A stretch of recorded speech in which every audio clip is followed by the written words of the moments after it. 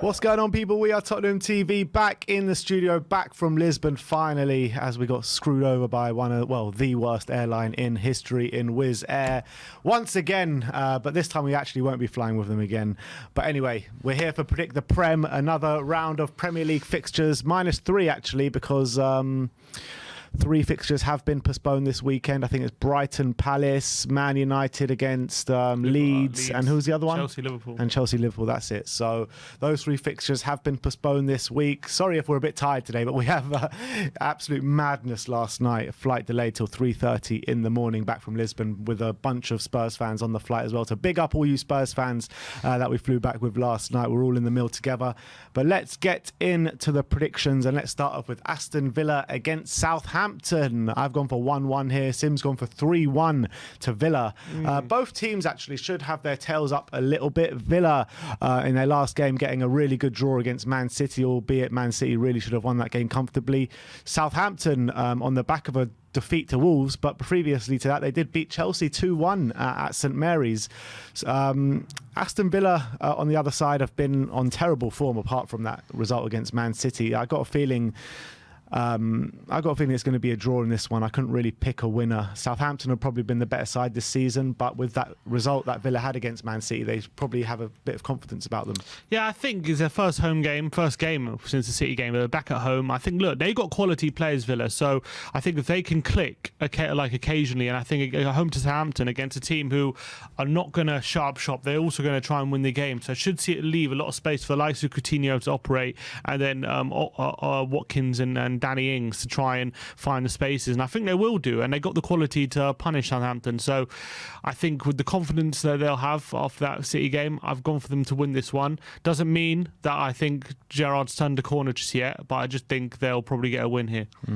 All right, let's move on to Nottingham Forest against Fulham, battle of the promoted sides. Nottingham Forest both going 2-1 here to Forest, and no, to Fulham. To Fulham, sorry. That's blame Wizz Air on that one. But in terms of my prediction for this one, I think I've been really impressed with Fulham so far this season. Apart from their performance against Spurs, I think they've been really good throughout the season so far. Nottingham Forest, a bit of a mixed bag. They are struggling, I think, to really get all these players. I mean, 20 players they signed, over 20 players they signed, and it's going to take time to bed them all in, get them all playing together.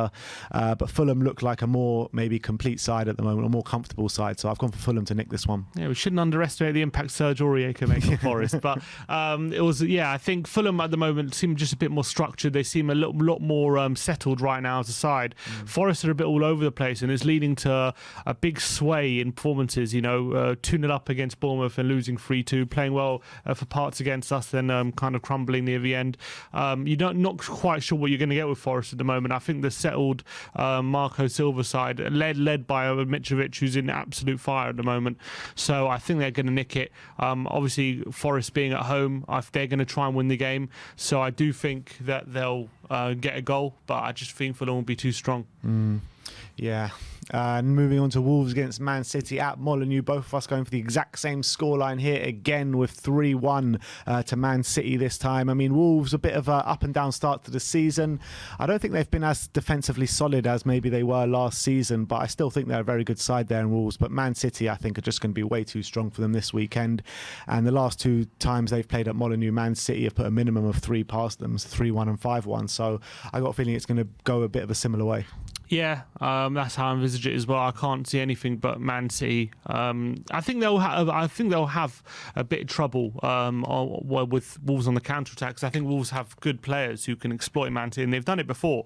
But despite not winning, they usually get goals against City, especially at home. So I think that they'll cause them some trouble, but Man City will just be too strong, especially with Haaland and the form he's in.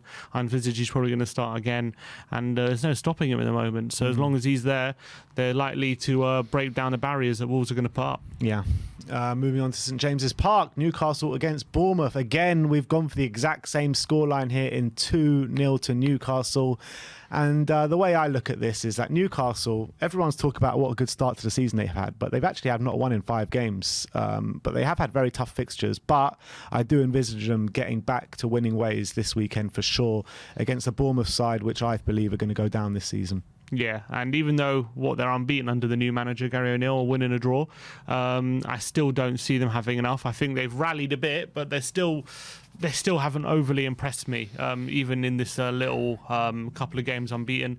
I think Newcastle have struggled a bit, and I think with Wilson being injured, Bruno Guimaraes especially being injured, and now say Maximum, I don't know if he's back for the weekend, but they've kind of struggled to have that cutting edge, really, with those three out. I'm not sure who's back, but I think they just should have enough quality to beat Bournemouth. I don't think it's going to be a resounding win, but I just see them having too much for Bournemouth, and hope maybe Isaac can get back on the score sheet. Has he scored since his debut? I don't think so. So he'll probably want another one to keep himself ticking over. Yeah, absolutely. Let's move on to the Tottenham Hotspur Stadium against Leicester. Sim going 3-0, I'm going 3-1. In terms of why I think we're going to concede, because I think that Spurs' defence is looking not at its strongest at the moment. We are conceding a few chances in the last few games. Leicester as well, always good for a goal. They've got really good attacking talent in terms of James Maddison, Jamie Vardy, Iniacho, Daka, Harvey Barnes. You know, they've got definitely players that can hurt us. But it's the other way where they really are lacking in defence. I mean, they've conceded a minimum of 2 goals a game so far this season. So I think with the attacking talent we have, we can really put a number of goals past them. But I think Leicester will be good for a goal this weekend.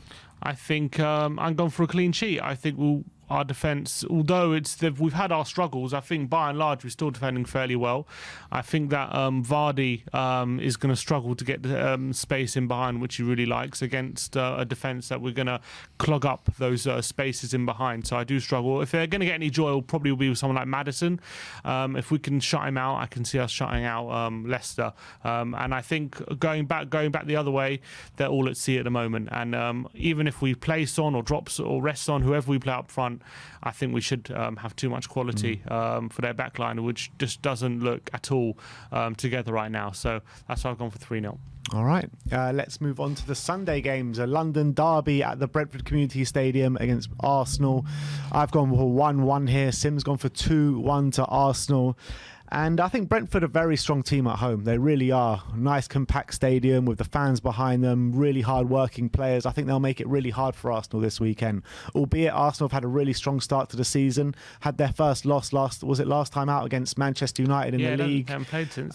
So I think, I think Brentford could really try and stifle Arsenal this game. But I think that I was also going to put 2-1 to Arsenal, but I've gone for 1-1 just more in hope than maybe expectation. Yeah, and I just think Arsenal at the moment against someone like Brentford will probably have a bit too much for them, as well as Brentford are playing. I do see Brentford causing them trouble. I think Arsenal will be a bit of a struggle, but right now I think for me Martin Odegaard is playing very, very well. He's probably their best player right now, and I think in this kind of game he can really thrive in the spaces. So I think he is going to provide some moments for Arsenal, and they could get the win because of that.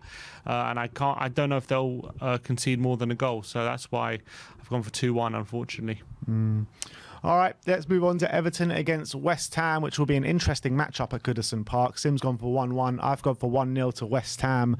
And I think West Ham are due a win now. I mean, I think they'll just about nick this one. I think they've got a few good players that are coming through as well that are really probably haven't mark their season yet, with like Jared Bowen, Antonio, Scamacca. They've got some really strong players there that haven't really performed as of yet, but I think it's just a matter of time until they do start clicking.